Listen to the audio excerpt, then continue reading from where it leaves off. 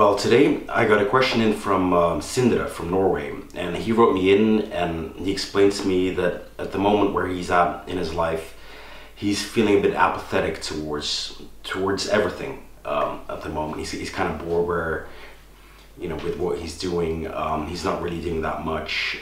He's 25, 26, living in Norway, says there's not much opportunity around him, and he said that he's thinking about studying, continuing his studies. Now he's already done a couple of years extra after school before, and but he's thinking of taking on a new degree. And the reasoning that he gave me was that whilst he's still figuring out what he wants to do in his life and what type of work that he'll do, he might as well get another degree, and he believes that it will provide him with an extra asset and more value and give him more opportunities in the future. And he asked me, what I thought about that.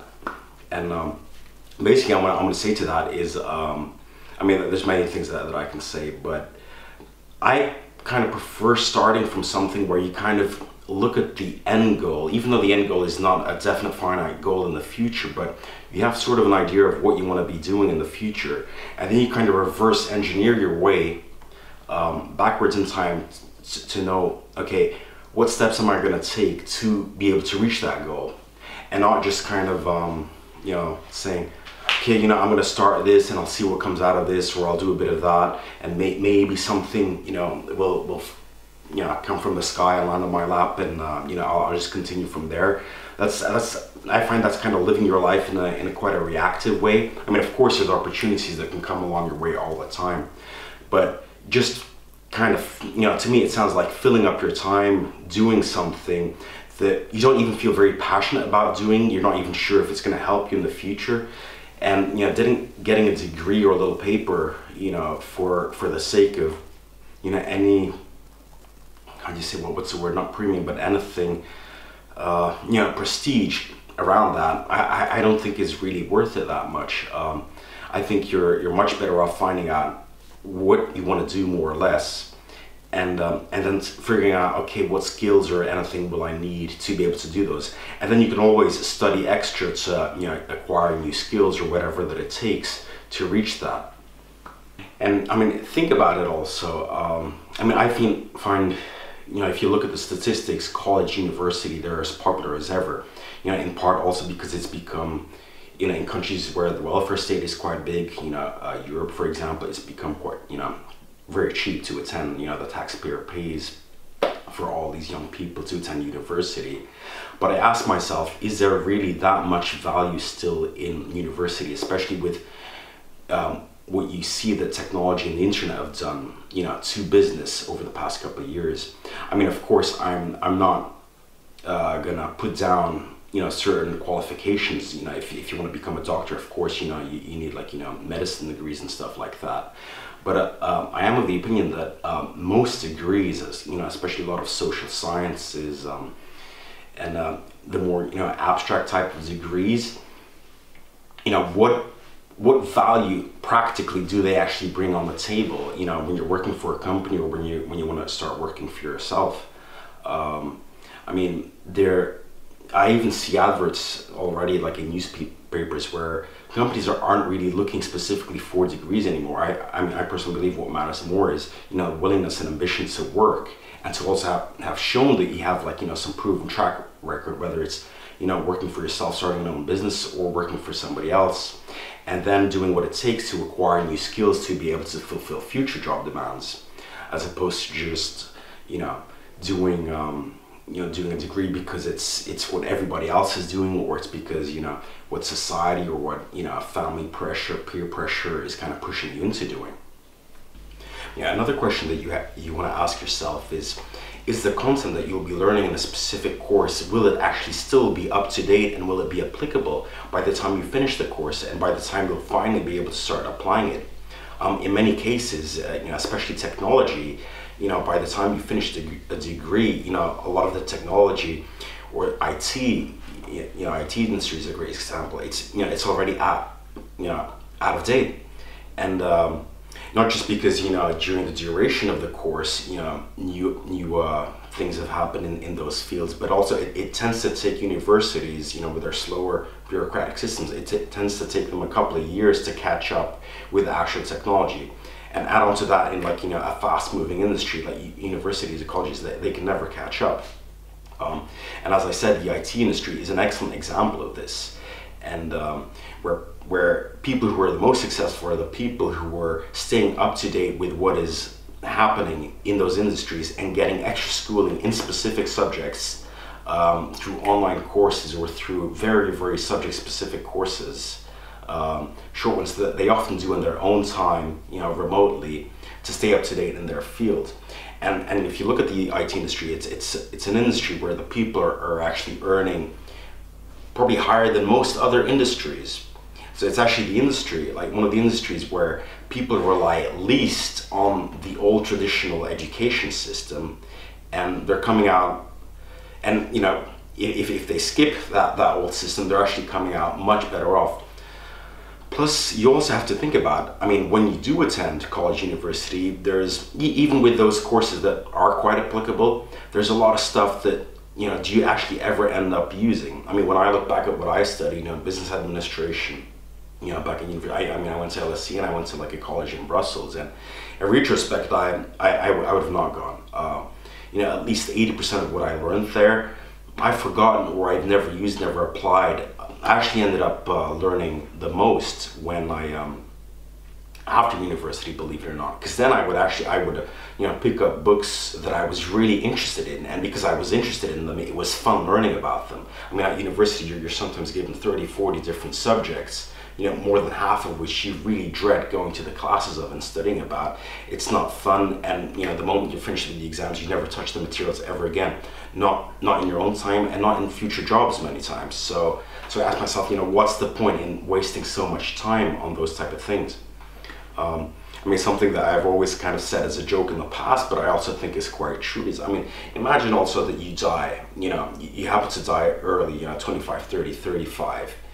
And imagine you go through the whole traditional school system till you're 18, you like 1 or 2 degrees, you get a master's, you get a PhD and all of that. By the time you actually stop studying in the traditional system, you might be 30 something, and then what if something happens to your health right then? All your life you're gonna have studied, you're not really gonna have lived much, are you? Or let's say, like in the case of a woman, let's say you find a good guy, and you decide to create a family, you decide to have children, and then you decide you want to take care of the children. All that time, those 25 to 30 years prior to that, when you look back at them, were they really, especially the last years in college, university, were they worth it? Were they? Did you have to do them to get further in life? And I personally think in a lot of the cases, it's not the case. So I'm really more of a believer in letting your, what you studied be determined by what you're going to do in the future, and to let it also be determined by the free market. So not the traditional old schooling system, but, look at what is actually necessary when you need it. And then, as you need something, then go after it fully. It'll also be much cheaper, it will be way more time efficient, and to me, time is the most valuable thing that we have in the world, so might as well take the maximum use of it and not just fill it up for the sake of filling it up. And there's another thing too that we haven't talked about yet, and that is not just the cost of time, but the actual financial cost to attending university. If you're in places like the States, for example, per year of university, that might cost between $30,000 and $50,000. Let's say you have a 3-4 year course, that can range from $150,000 to $200,000, which is a huge cost, and which oftentimes puts you in a massive debt before you've actually even started earning any money. So there's that massive financial cost, plus there's the extra cost that you incur because you're not working during those university years, or probably not working much. You're actually missing out on 3, 4, 5 years or more of actual salary that you could have had if you would have started working immediately. So, and let's say you got a job, and you've earned between $30,000 and $60,000, $100,000 a year, you know, again, multiply that by 5, that adds on an additional, you know, $200,000-300,000 to the actual cost. So before you know it, you're actually looking at a total cost, financial cost of, you know, possibly $500,000, you know, just getting that degree. And then there still is no certainty that that degree is going to guarantee you a job these days, and less and less and less, because, you know, as I say, unless you have a very applicable degree, you know, medicine and all that, and you want to become a doctor or similar type of professions, you know, chances are that, you know, the degree in itself is not really that valuable. And, you know, to do it for the prestige of a paper, I don't think is, you know, it's not as worthy anymore as, you know, 30, 40, 50 years ago, when it was quite prestigious to graduate from, you know, from a big university. And sometimes just having the paper from that place, you know, could guarantee a job. But nowadays, I mean, I know many people who have graduated who have a master's and who are finding it quite difficult getting a job.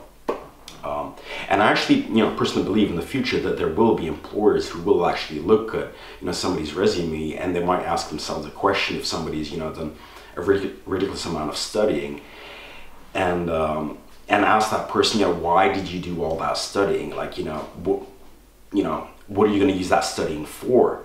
You know, you've used so much time that you could have used earning money already, but you didn't do that. That doesn't seem like a very good return on money. And if you're, you know, if you're working for a boss or a company who kind of looks at return on, you know, return that you bring, or return that you bring to yourself for amount of time that you've put into something, who considers that as important, that they might see that, hey, look, you're actually not very good at that, so why would I hire you on? Especially, like, you know, if you're doing, like, you know, a business or marketing type of position. So I think that is something to definitely consider too. And what I also find very fascinating is, and I invite you to do the same, is if you ask some of these students, you know, doing all these, you know, degrees and masters and all these courses, many times you ask them about their, you know, the subjects that they're studying, and they'll kind of look at you as if you're asking them something strange. I mean, I get the impression that they kind of feel, why do you want to talk about all this, you know, university and college stuff, which, you know, they kind of dread doing. And because they do, like, in many cases, not like it. The only time that they actually spend on their subject is when they're basically forced to. So when they're attending a class, or when they have to study for exams. And that's why also most people leave their stuff last minute, yeah, you know, for exams, because it's not really fun to read, you know, what they're studying. So I ask myself, is this the right type of mindset to have towards, you know, the material that you've chosen to spend so much of your time on, or your future job, if you're not even enjoying it? I mean, like I said about and you know, I was in the same situation. You know, I did so many subjects, and, you know, a lot of them, the ones I genuinely didn't find interesting, and knew that I wouldn't even use in the future too, I would just make sure that I knew what I needed to know for the exams, and that was basically it. So I mean, if you don't love what you're doing, or at least not loving part of it, then why are you actually doing it? Again, to me, it seems like a lot of, you know, a waste of time, and it seems you know, a lot of people just do things because of, you know, peer pressure, society's pressure, and because that's what's expected from them, instead of actually doing it because they want to do it.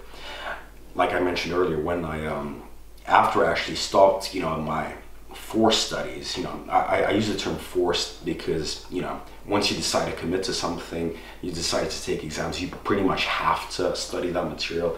But afterwards, when I wasn't forced, when I was feeling completely free to read and study what I wanted to, I actually started enjoying it. I mean, I really liked reading, for example, when I was, you know, when I was a young kid, you know, under 12. But then the moment that I started feeling that everything was forced, and I had to read all these things that other people made me read, you know, including up to like way into like uni, I really dreaded it. And then I didn't read for a couple of years. But then I stumbled upon some other books that, you know, different subjects that I genuinely really found fascinating. And since then, I've loved reading again, and I just read by my own, you know, whether I'm on holiday or at home, regularly. And because I'm also enjoying it, I find that I can, I'm learning much better, and I'm retaining a lot of stuff a lot better. And I'm also happy to talk about the things that I'm learning about with other people, or teach it to other people. And I think ultimately you want to find something that you can either immerse yourself deeply in, and and make that into what you want to be doing in terms of your job in the future too, or just find a passion and then work your way back and figure out the steps that you're going to need to get to the point of where you'll be able to earn money from doing what it is that you're passionate about, but not just filling up time for the sake of filling up time, or for society's agenda or somebody else's. So what I would say to Cinder is definitely carefully consider all the pros and cons. Now, I've given you a couple of different perspectives that you may not have heard before, some hard truths that a lot of the more traditionally minded people may not like hearing, but which, when you look at modern day reality with the internet, with technology, with the value of education or traditional education, pursuing a degree just for the sake of pursuing one because you think that it might give you some extra opportunity, whilst at the same time you're foregoing a lot of other opportunities and income and time that could be used for something else, that might not be the best idea. Again, it's up to you. You're gonna have to weigh up what it is, all the pros and the cons, and figure it out really what it is that you're gonna want to do in the future too, and then work your way back. Guys, hope you enjoyed this video. If you have any questions, comments, or suggestions, please post them below. I'll definitely take a look at them. And if you like the video, give it a like. Make sure that you're subscribed to the YouTube channel, and give it a share with your friends. Thanks. See you next time.